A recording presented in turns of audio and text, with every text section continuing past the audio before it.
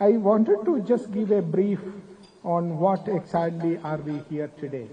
Honorable members of parliament are visiting Japan. As I said, they came yesterday.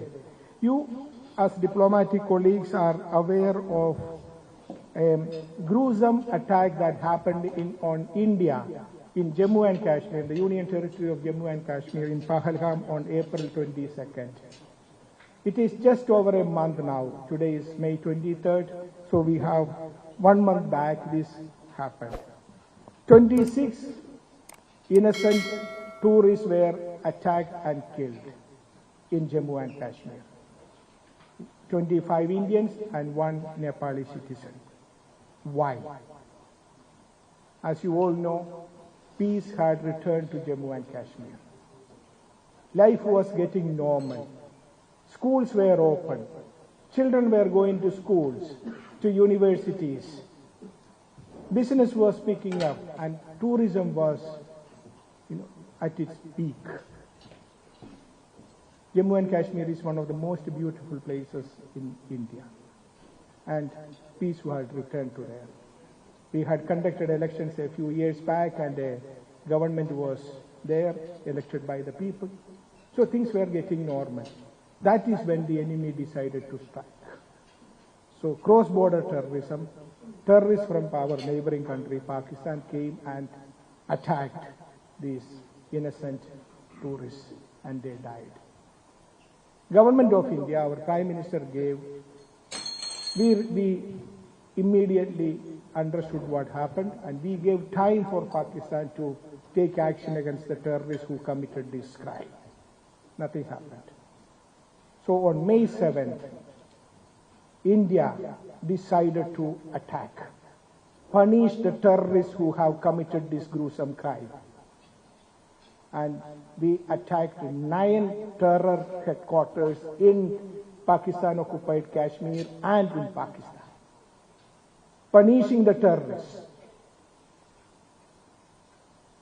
And we never had any intention to escalate it. It was escalated by Pakistan on April 22nd when they attacked our innocent civilians. That was the escalation. But when we decided to punish the terrorists, we struck these 9 terror headquarters and punished the terrorists. But then it was precise, it was measured, it was not intended to escalate. We said that. But Pakistan decided to escalate it. They started attacking us, we retaliated. It reached a stage on May 10th, after their many bases were destroyed. Pakistan pleaded for peace. They requested the Director General of Military Operations of Pakistani Army, telephoned the Director General of Military Operations of India and requested, please stop this. And then we suspended the operations and there is a ceasefire. But it was a clear message that India has zero tolerance for terrorism. We will punish terrorists. We will go to any extent to punish the terrorists. The whole nation came together. The entire country. You know, India is one of the most diverse countries in the world. The food which you are having today, I can tell you the food varies from south of India to north of India, east and west. It's a mix of all this. This is the diversity of India. India is a country where 4 religions were born. Hinduism, Buddhism, Jainism and Sikhism, 4 religions. India has every other religion in the world. India has Jewish population, which can be dated back to 2,500 years. Christianity reached India immediately after the resurrection of Jesus Christ. Saint Thomas, one of the disciples of Jesus Christ, came to India in 52 Common Era, immediately after the resurrection of Jesus Christ. And since then continued to live there, flourish there. Today India has 40 million Christians, much bigger than the population of many countries. And when you talk about Islam, India is the second largest Muslim population country in the world, immediately after Indonesia. And Islam came to India during the time of Holy Prophet himself. I come from Kerala.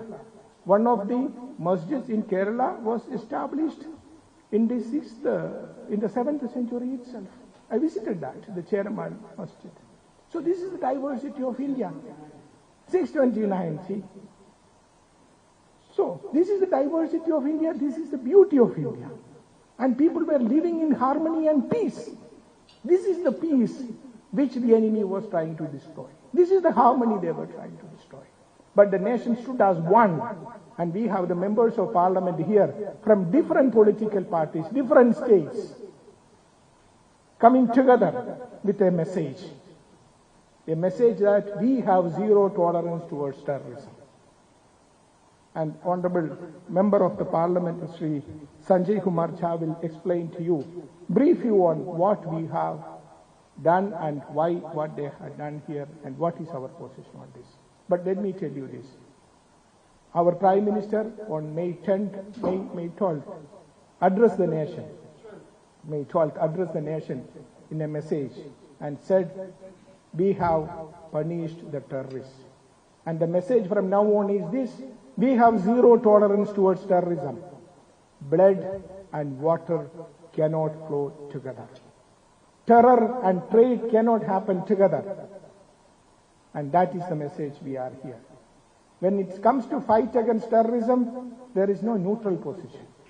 You are either in the fight against terrorism or you are supporting terrorism. There is no midway. That is the message.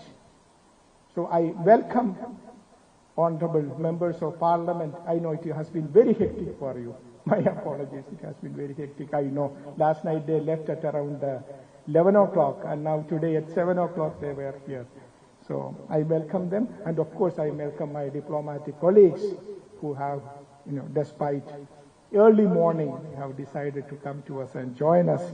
So I welcome both sides, and I request now Honorable Sanjay Kumar Jha to come and address you. I have kept a folder on the table for each one of you.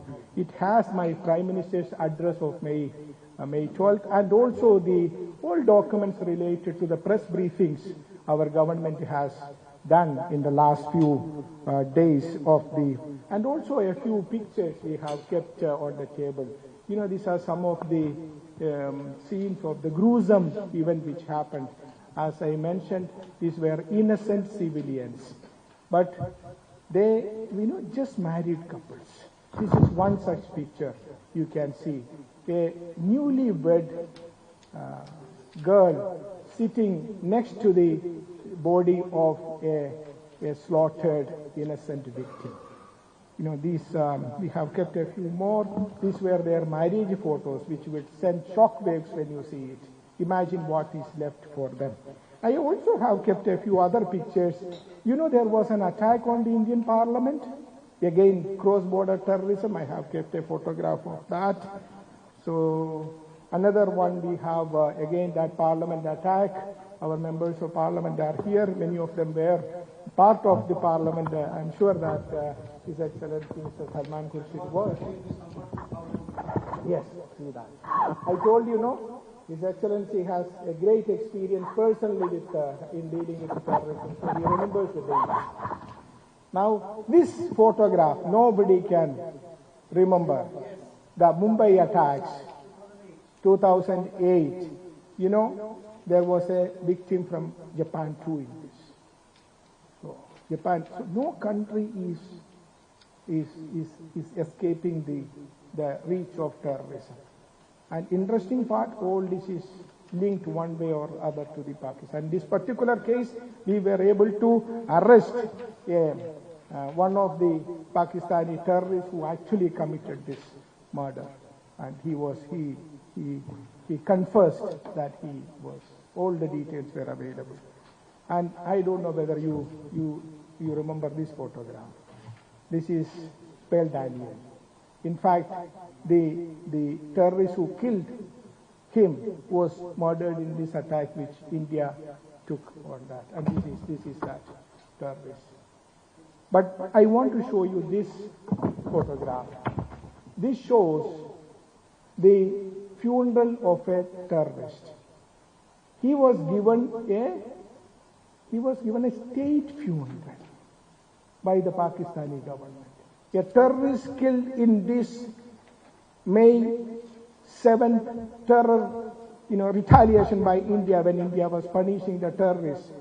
The funeral had this photograph, it explains. He is given a state funeral with the presence of political leaders, in the presence of terrorists, but the army establishment was there in big numbers. This explains everything. So I would now give it to Honorable Member of Parliament, Sri Sanjay Kumar Jha, to brief you about his visit. They had good meetings yesterday, met the Foreign Minister, Sri Vaya, in the Parliament, had meetings with Mr. Suga, who was the former Prime Minister of Japan. So today again a series of meetings are set. So I once again thank the members of Parliament and the Ambassador.